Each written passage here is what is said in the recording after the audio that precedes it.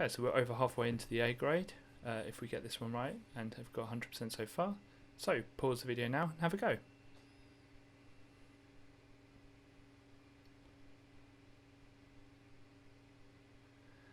Okay, there are two equally valid ways of doing simultaneous equations, linear simultaneous equations.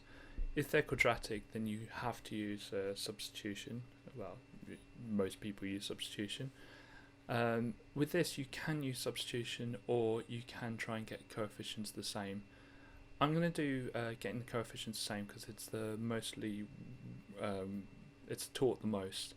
But the substitution method is absolutely fine if you're good with equations. So some people call this A and this B, and we'll do the same.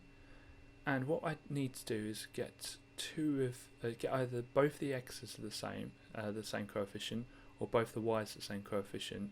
And when I say the same, I'm not including minus signs. So looking at this, I could pick either. I'm going to pick the y's. I always pick the middle ones if I can, if these ones aren't easier. So 2 and 3, I know that 6, they both go into 6, so I'm going to make them both 6. And obviously this will be a minus 6. Now to get this one to be 6, I need to times the whole equation by 3. So that will be 3a. And this is just my notes down the side here. If I draw a line just to cut my notes off, that's fine. So 3, I'm going to times each of these terms by 3. So 15x becomes, 5x becomes 15x. 2y becomes 6y. And 11 becomes 33. Now to get from 3, I know it's a minus 3, to 6, which would be a minus 6, I need to times it by 2. So I'm going to say 2b here, and I'm going to times all of these by 2. So 4x becomes 8x, minus 3 becomes minus 6y, and then the 18 there becomes 36. Okay, now that these are the same, I need to work downwards. So if I just show you, I'm going to start to work downwards. I'll just highlight this to show you a bit easier what I'm doing.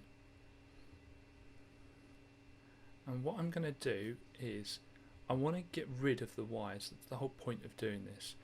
Now if I took these away, 6y take away minus 6y, I'd end up with 12y because the two minuses would make a plus.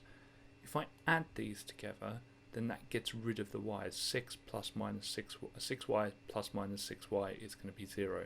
So I want to add everything, all of these together. 15x plus 8x is going to be 23x. 6y plus minus 6y is nothing, and that's the whole point. If you end up with something there, you've done something wrong. And 33 plus 36 is going to be 69. Now if I do my little lines going down, I'm going to end up with way too many lines.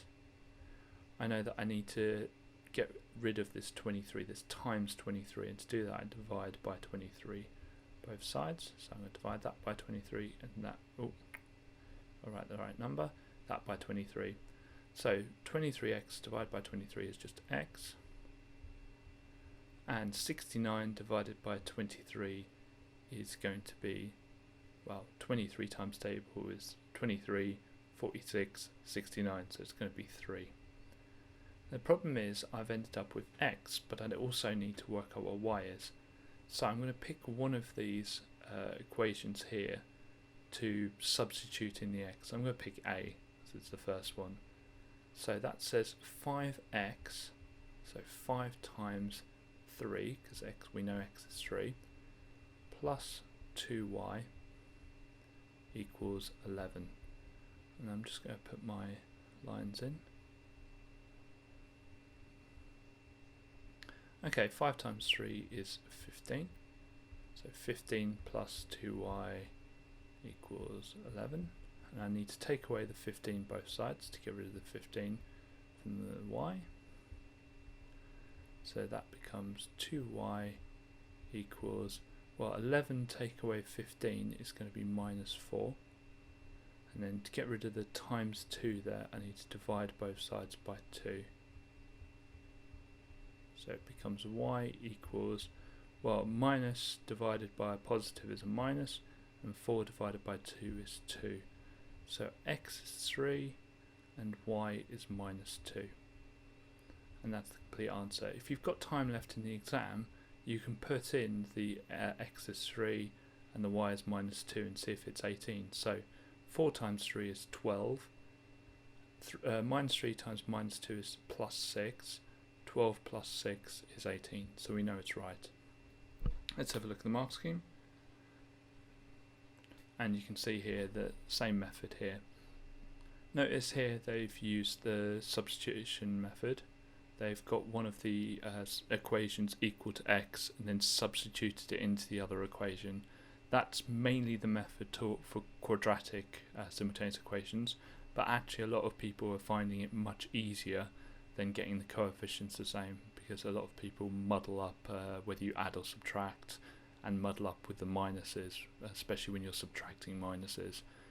So this might be a good method if you've always struggled at simultaneous equations.